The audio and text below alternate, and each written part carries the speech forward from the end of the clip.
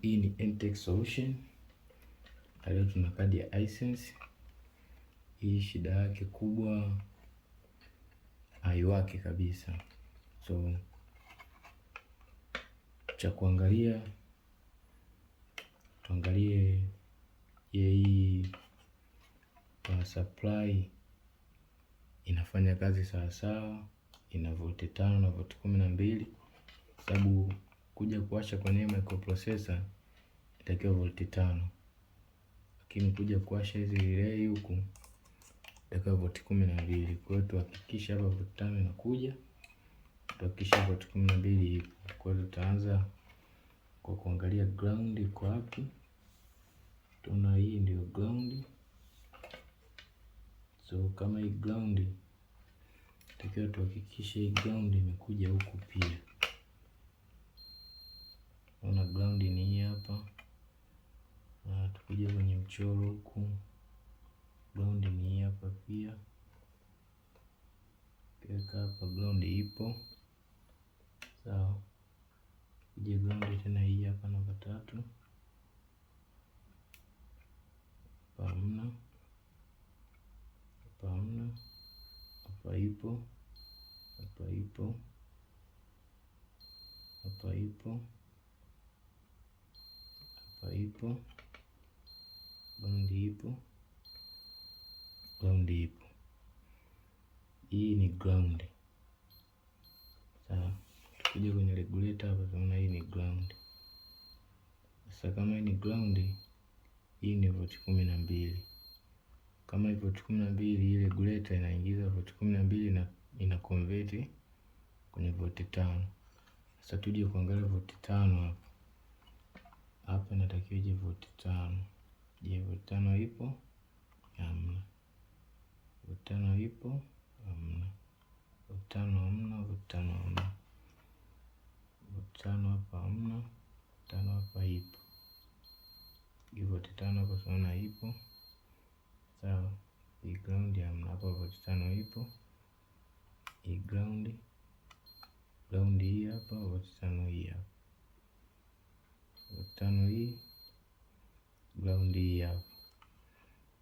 Kwa tukija hapa ground hii hapa. Hapa volti 5 hamna. Ground hii hapo ipo. Hapa volti 5 hamna. Kwa tukija kuangalia kadi yetu, hapa tukiipa power,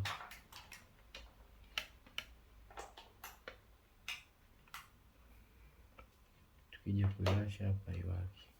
Hamna chochote, kuna chochote kinachowaka. Kiwasha hapa hamna chochote. Kwa to make sure hizo voltage zipo. Sasa tuanze kwa kuziangalia hizo volti 5 tukiwa tumeipa power. Tukiwasha hapa, hii mteto hapa itatakiwa isome. Kiweka hapa ground, na hapa volti 12 ipo. Hapa ground, na hapa volti 5 hapa ipo. Naona volti 5 hapa inasoma. Kiweka hapa volti 12 ipo. Volti 5 ipo. Manake ipo sawa. Tuje huku. Ground na hapa ni ground. Kija hapa volti 5 hakuna. Hapa ground volti 5 hakuna.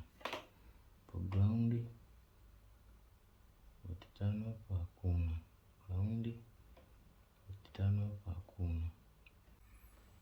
Sasa tuangalie hapa ground na volti 5 hapa ipo. Ground sifuri, volti 5 hii hapa. Kwa maana hapa volti 5 zimetimia. Hapa volti 5 zimetimia. Kwa hiyo tushaipa volti 5, na ukija kuwasha hapa itakuonyesha ipo sawa. Kwa hiyo kwa mashine kama hii ya Hisense ambayo haitaki kuwaka, hakikisha hapa unapata volti 5. hii regulator